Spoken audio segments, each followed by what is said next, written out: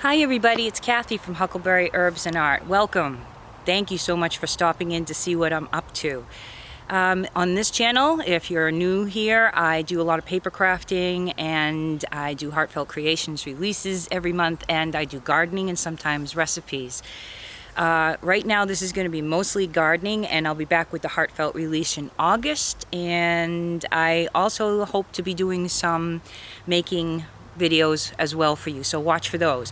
But in the meantime, especially under the circumstances, a lot has changed. Here in southern New Hampshire, I drove to another state to go to work as a public school teacher, and I spend 25 hours a week on the road. And when I didn't have to spend that 25 hours a week on the road, and I'm also a choir director, and well, you know, those things were nixed as well.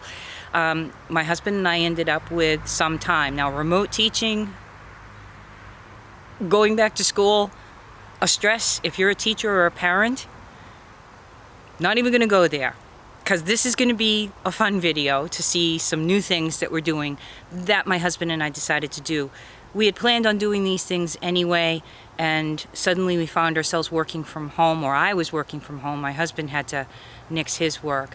But we had a lot of things that we decided to just go for. And rather than stress out and be at home, we applied ourselves towards trying to do something proactive about it. So this video is going to, yes, puppies, chickens, and gardening. And I'll end the video with a little bit of succession planting. I'm trying to do that by showing you myself putting in my broccoli just last week. So stick around, and lots of cute pictures coming and lots of updates coming, and thank you so much for staying and watching. So those of you that have been following me for a while probably remember that in 2018 spring we got Raspberry, an adorable puppy who turned into be an adorable dog. But some of you might not know that in 2019 in the spring we decided she needed a friend. She's a Shih Tzu, and Teddy here is a Havanese. And I was hoping to have a Shih Tzu puppy someday. So neither one of them were fixed, and our plan was in a few years when I retire that we might be able to have puppies. In the meantime, we were enjoying watching the two of them and build their relationship, and it might look to a non-dog owner like things are rough here, but Raspberry's being really very gentle with Teddy when he was a puppy, and by the fall they were the best of buds, and we were definitely a two-dog family. But we didn't do so great at keeping them apart. We had not ever done this before, and this spring in April, right when everything was going crazy, Raspberry gave birth to two adorable Havashibus. And Teddy was actually a great dad. She was good with letting him participate, and we named them Yogi Bear and Boo Boo. Boo Boo's the one on the top there, the mostly white and cream colored adorable puppy, and there's Yogi Bear. And I think he fits the name. She did a great job of being a mom, and we enjoyed the experience very much through some really tough times for everybody. It might seem like it's a lot of work, and oh my gosh, now you have 4 dogs in the house, and yeah, but to tell you the truth, it got our mind off of the problems of the world, and it was great watching them interact and having them to interact with. And I truthfully enjoyed having puppies in the house during that time. It helped us to de-stress, and it was just a great joy and an honor to have them growing up in our home. Now, you might say, oh my goodness, are you going to have 4 dogs? Well, when we were looking at these two faces, we certainly felt like we were going to have 4 dogs, and you couldn't go around visiting people or having them visit you and seeing these great activities like all of them playing together. So we didn't think we were even going to have a means to sell a dog, to tell you the truth, or to get an adoptive family for the dog. And it turns out this is one of their last photos together, the 4 of them, because there was a family who found us by word of mouth, just from neighbors knowing that we had a puppy, and they were desperately looking for a puppy when you couldn't go shopping for puppies or anywhere. And so we said goodbye to Boo Boo. Oh my goodness, this cute little face. And they are a fantastic family, and they live nearby, and they send us pictures, and we will get to see Boo Boo grow up. And Yogi here, he's staying with us. And one of the first things we did once we decided we were going to keep him is cut that hair off, because it was excruciatingly hot by now. And he was a giant pom-pom. And now he gets to stay in the same home he was birthed in. How many of us get to say that, right? He's a really good dog. We're enjoying his personality and his mannerism, and yep, it's official. We're a 3-dog family. I don't know if we'll ever get to go on a vacation again. In the meantime, out in the workshop, yeah, I know we're outside here, but out in the workshop are 10 baby chicks. My husband and I decided we were going to try to be more self-sufficient. This is when the meat shortages were starting to show up. And so he put his skills to work in the backyard. And thank goodness we were even lucky to find what we needed to make things. He created this beautiful chicken coop for us with a 20-foot run. It's all enclosed as far as the run goes, because we have hawks and owls. And he's done a really good job at well, making sure that it's safe, we hope. It's got 2 nesting boxes, and he put that glass door in because it was laying around in the yard. I was like, a glass door? Oh my gosh, when I come outside, the chickens run to the door, and they're just so fun to watch. I chose buff Orpingtons for you chicken knowledgeable people because I live in the Northeast. These birds are people friendly, and they tolerate the heat, they tolerate the cold. They lay eggs well. They're a dual-purpose bird if it came down to it. And their rooster, which I'm not sure we have a rooster in this group, I'm pretty sure it's supposed to be all hens, is supposed to be one of the nicest roosters as far as dealing with roosters. I've had a fun time watching them do all their chicken things, their dances, and they really are nice birds interacting. But without a rooster for sure, we also got some New Guinea Keats. And so these guys are more of a wild bird, but we brought them up alongside of the chickens, and so they've learned a bit from the chickens how to be a chicken, even though they're a New Guinea. They're not, either of these birds types are fully grown yet. They're just adolescents, so they're still defeathering, or getting feathers, I should say. The down is coming off. And these guys are important because without a rooster, there's nothing to make really loud sounds if there's trouble, to warn the chickens, etc., to warn us, you know, in the middle of the night, because our dogs are not going to be dogs living outside. So these guys make some loud noises and warn everybody if there's an intruder. Now, that didn't end with just those chickens. We have never done this before, and that's a solar panel with a wire to protect the chickens inside. We have meat birds. So these are a crossbreed that are specially bred for meat. They're out there doing as free range as we can possibly do, because this tractor is moved every day, and the electric wire protects them at night, and from evildoers that would be out, including, I think my worst problem might be neighborhood cats roaming around. I don't know why cats are just roaming around, but they are. I've never done this before, and I was a vegan for 2 years. I love animals, but I found myself deficient in some things, and so I'm just trying to be brave and, again, to be self-sufficient. Meat birds. And then there's the garden, which I really worked my tail off for this year. Everything that you're going to see, just about, I would say 95% of the pictures here, I started from seed. I had never done that before. I started lots of things from seed in the past, but this time I didn't want to go shopping, couldn't go shopping in some cases. So I started everything from seed, and I really was hopeful that I'd have any garden at all, and I'm so happy because it worked out well. That 25 plus hours that I didn't have to be on the road, I was still working my tail off, but when I finished my work, I could step right outside and keep going with the things that I was concerned with outside. And these zinnias, oh boy, is that a sign of July, right? These beautiful colors. When I step out my front door, it's the first thing I see. And they're great for cut flowers. The Rebecca or the Black-Eyed Susan, those are perennials, where the zinnias are annuals. I didn't have to plant those but once, and they come back every year and brighten up different pockets in the garden.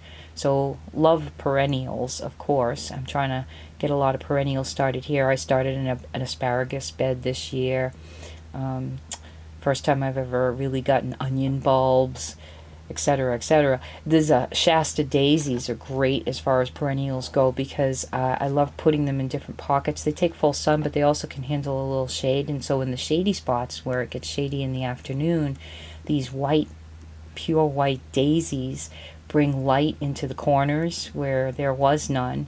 And they're one of the first of the big perennial flowers to pop out as far as summer flowers go. And they make great cut flowers as well, and bring in pollinators and stuff. So I'm enjoying the daisies, although they're starting to pass by now and on to other things. Also in the front yard, besides the vegetable garden, I took pots and put food in anything I could. So we have a lot of tomatoes and cucumbers and all kinds of things out in the front, mixed in with the flowers.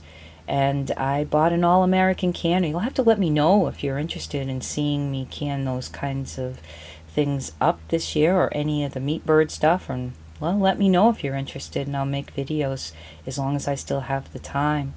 Lettuce, I planted it everywhere. I planted it every couple of weeks, and I've only bought lettuce once in the last 2 months to 10 weeks. And, well, this is my front door. When I step out, this is what I see before I head to the garden. And the sunflower on the right is so tall I can't even get it into the picture. And there's sunflower seeds for the birds, and there's cucumbers for us, and there's zinnias, and the roses were beautiful for the eyes. I worked while my husband did the chicken coop on fencing in this 50 by 60 foot vegetable garden that just had a few beds in it at the time. We've got a little bit of orchard started back here as well, and that's where I put all my physical energy into these blueberry bushes, which, yay, it's blueberry time because it's July. Again, you plant them once, take care of them, and there you go, blueberries. Those of you that have blueberry bushes know they don't all turn blue at the same time, so you have to step out every morning and try to beat the birds and the others at getting your blueberries. And I did try to amend the soil and give these guys a little bit more acidity this year.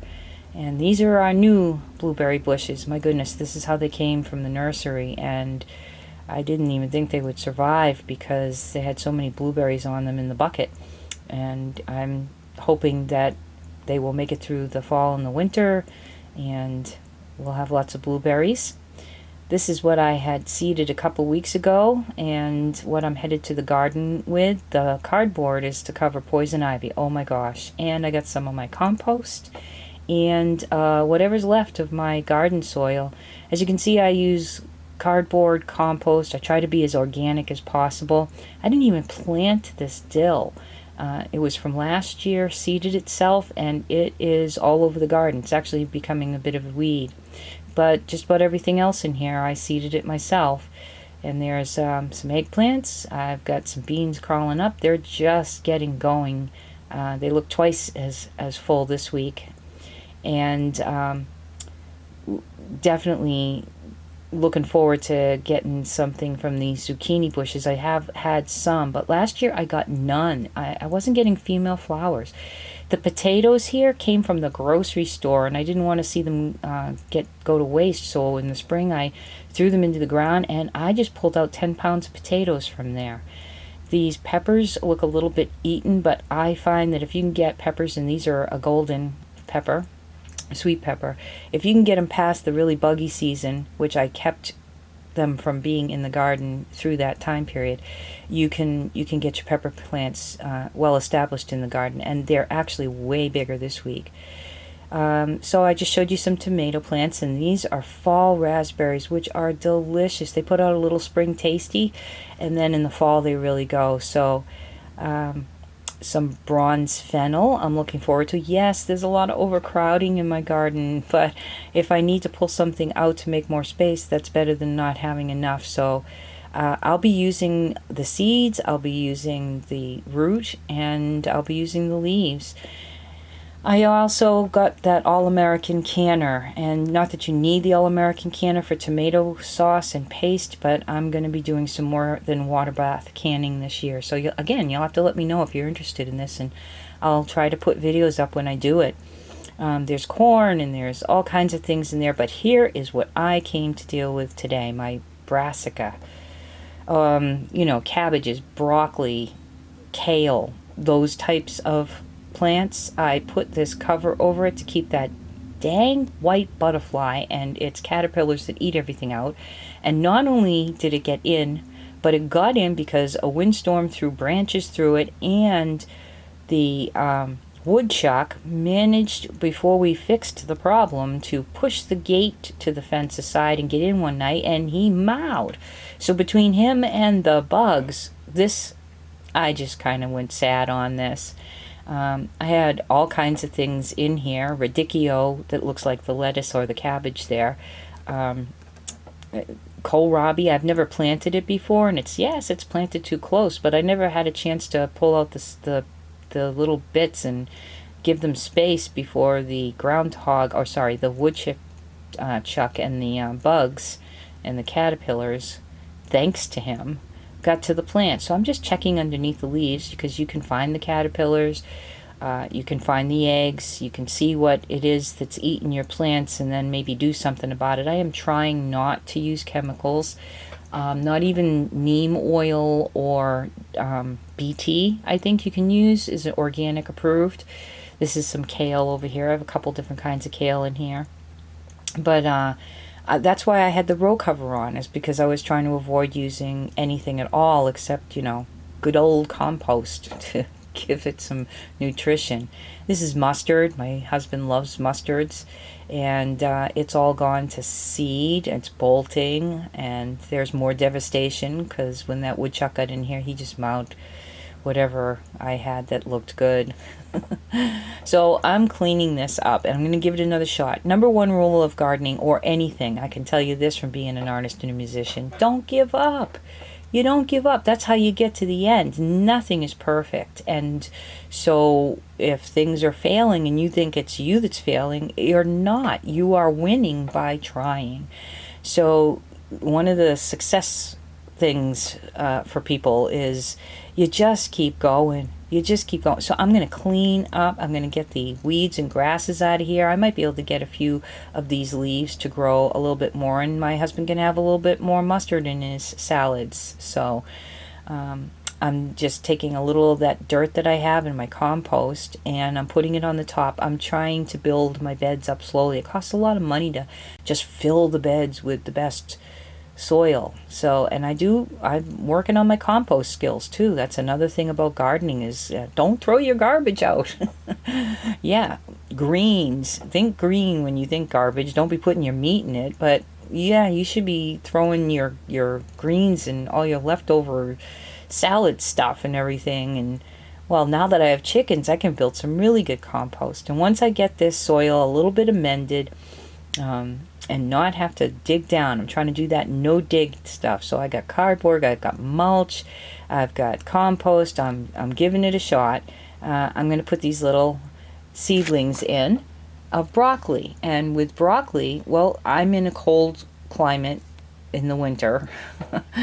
And you might think, oh, planting broccoli in July. Yeah, but it's actually going to be less buggy. And the woodchuck is taken care of, and I bought something where I can see through to watch my plants. And in the cool weather, that's when the broccoli that I'm growing now is going to be at its best. So cold weather crop, you can get back in there in July and start seeding, and that's what I'm doing with succession plant. I'm not giving up. I'm going to keep trying to grow as much as I can and put aside as much as I can for my family. And now I have put some straw on this to keep the ground cool, hold the water in so I don't have to water as much. And I'm feeling much better about this bed. So hopefully I can get these broccolis going. I'm going to do this with other beds. I have another bed with lettuce that I'm going to tear up and put some more lettuce and some more the cold weather crops in. And this netting, which I guess I'll leave a link in Amazon if you're interested in this. Instead of that cover that I had before, this holds in less heat. I can see, that's the best part, I can see if a plant is starting to be attacked, I can get in there. Will I end up with the BT and the neem oil? I hope not. I'm hoping that I can keep this fairly healthy by opening this up and looking under the leaves and taking out anything that's getting bothered, and so it doesn't spread and make it worse. In the meantime, I cleaned up what I could, and now I can see my plants and figure out if I need to do more. So pretty pleased with that. So wow, right? It's a lot. And yeah, maybe goats in the future, who knows? Right now we are heading into August, and I'm trying to get a lot of things seeded so that I can do that succession planting continuously and try to have fresh greens and food right here off of the property, limit that time that I have to spend in stores. And I hope all of you are considering doing things like that too. I find it much less stressful than watching videos about some of the negative things that are going on. Stay positive, take care of each other. Until next time, everybody, this is Kathy from Huckleberry Herbs and Art. God bless.